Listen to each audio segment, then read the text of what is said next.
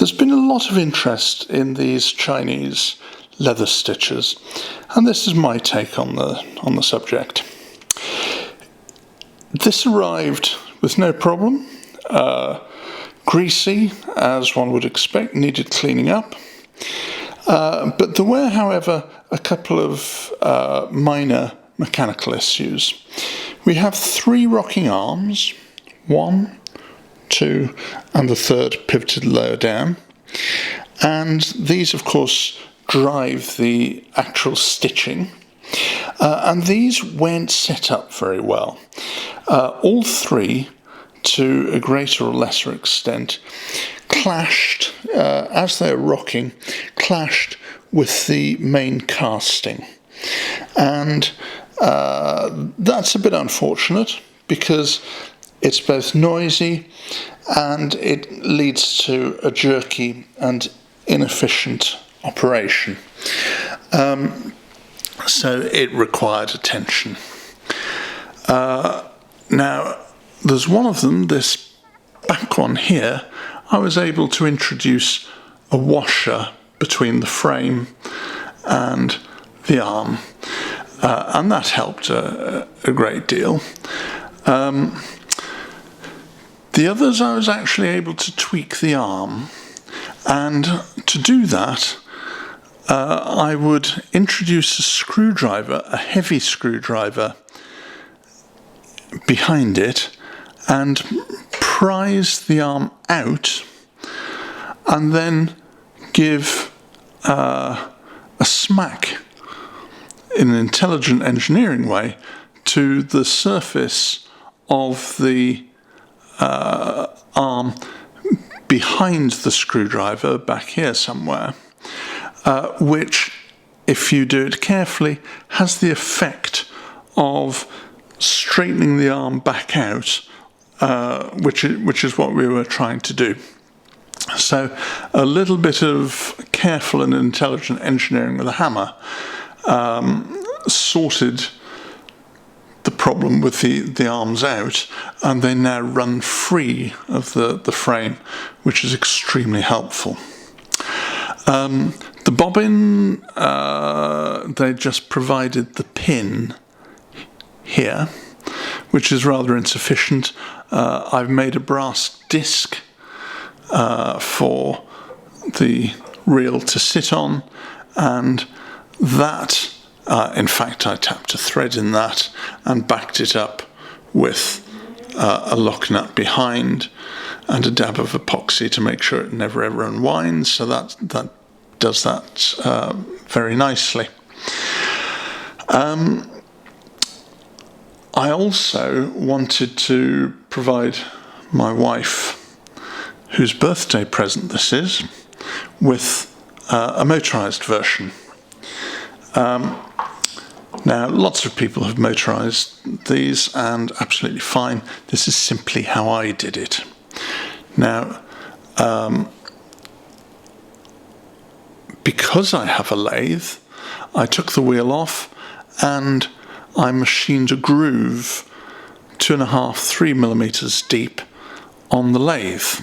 You have to be careful how deep you go, because of course on the other side there's channels milled for the cam on this arm, and that channel at one point gets very close to the edge and you wouldn't want to break through with your new groove. So you don't want to go deeper than 3 mil in that regard. So that was quite successful, and I was pleased to get that done. However, if I didn't have a lathe, I still would have driven it in a very similar way. And what I'd have done, I would have cut 2 strips of neoprene, I don't know, probably between 4 and 5 millimeters wide, and I would have bonded that neoprene, one on either side, to the rim of the flywheel. and I would have stuck it on super glue. Now super glue will stick to neoprene really very well, and it'll also stick to cast iron very well. So doing that, you would create the groove by having neoprene on each side, just and dropping to just plain cast iron in the middle, and the neoprene would also grip your belt fairly well. Now this belt is sold by the meter very cheaply. It's the type where you simply melt the ends and push them together, and actually it's surprisingly strong. I thought it'd be a bit rubbish, but it's surprisingly strong, and I think it'll do the job really very well. So I was quite pleased with that. The motor itself, a lot of people use these little Singer motors, which are really very small and not very powerful. I had an old motor in stock for a long time, and I hoarded it because it's a really nice motor. It's actually a DC motor, 180 volts DC, and it's also about 180 watts as well. It's a nice motor, and being DC, and as I say, 180 volts DC, you can fit it with a bridge rectifier. Now, this little box is simply joining wires together, but in this box we have a small amount of electronics, and we have a bridge rectifier to convert AC to DC, and we also have a speed controller. Now, it's a very cheap and cheerful speed controller, about £5 from Amazon or eBay, something like that. And it's, in theory, rated for 2 kilowatts. I think that's pushing it. I think that's overselling it. But it is very good for about 200 watts. And it does a very nice job on this. Thank you very much. So we have a speed control on there.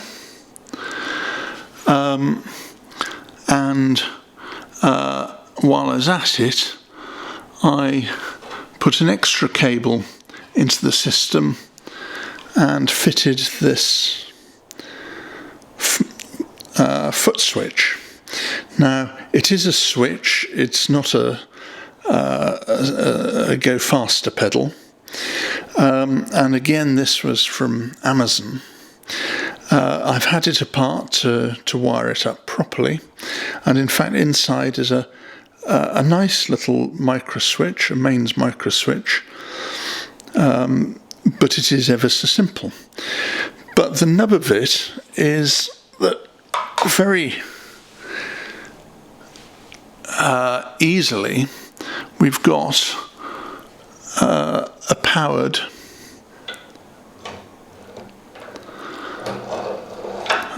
drive to this thing.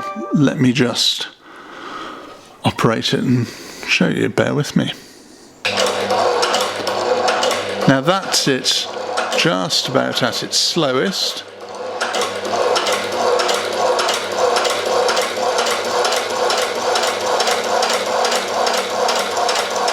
And that's probably as fast as you want to go. It will go quite a lot faster than that. But that makes for a very usable machine, to put it mildly. Other jobs I did on this were to polish up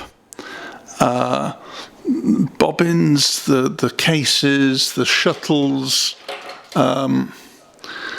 clean everything up, and did all this with emery cloth, wet and dry, and polish, so everything runs as silky smooth as possible.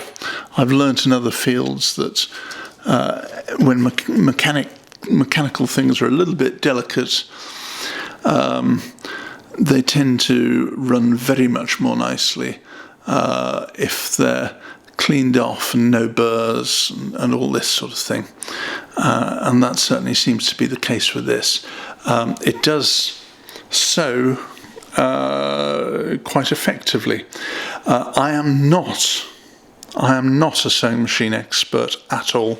I don't do sewing machines. My wife does, but I forced myself to learn about what this machine needed to do in order to work. The other thing of mild interest was the Bobbin Winder. I have to say was a crummy bodge, not to be too cruel to it, and instead I fitted a Singer, an old Singer replacement which I got off eBay, which will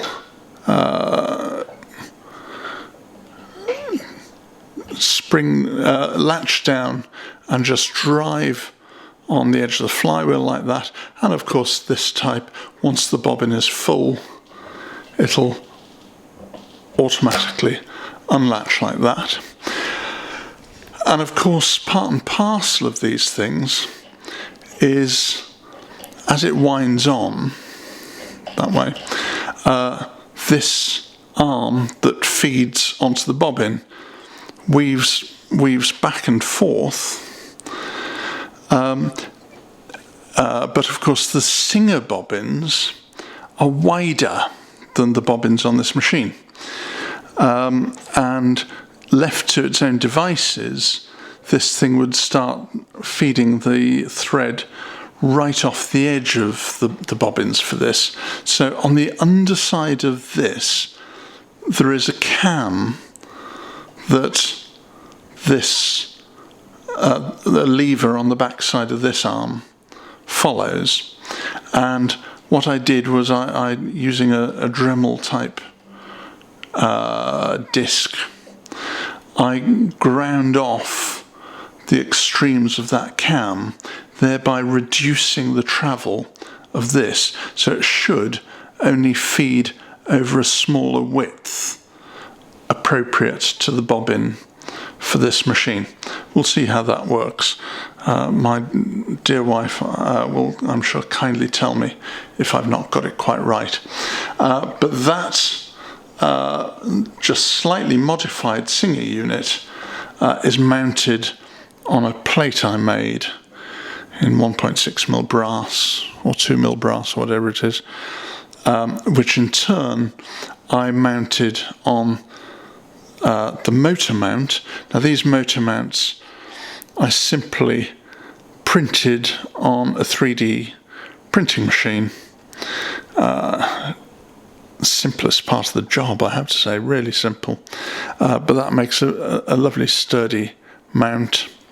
And while I was at it, I just printed something to put spare bobbins in here, and that is just about it.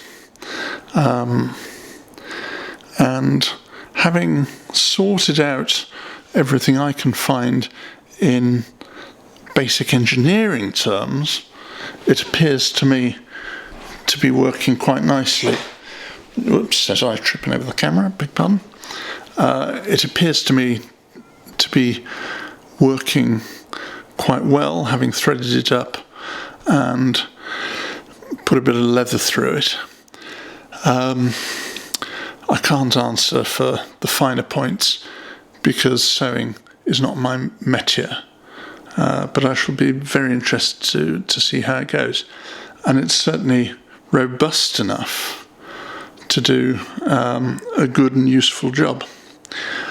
I hope it's of some interest at any rate.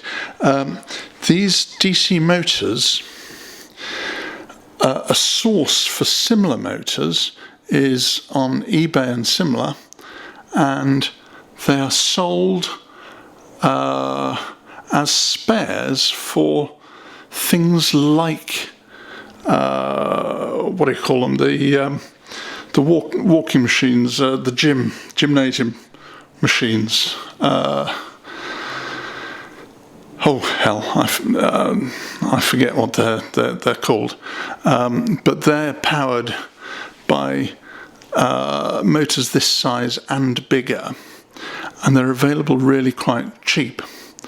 So they're quite easily found, and would probably do better service than the Singer motors, and certainly providing the electrics for them is not particularly a problem. It's not very difficult.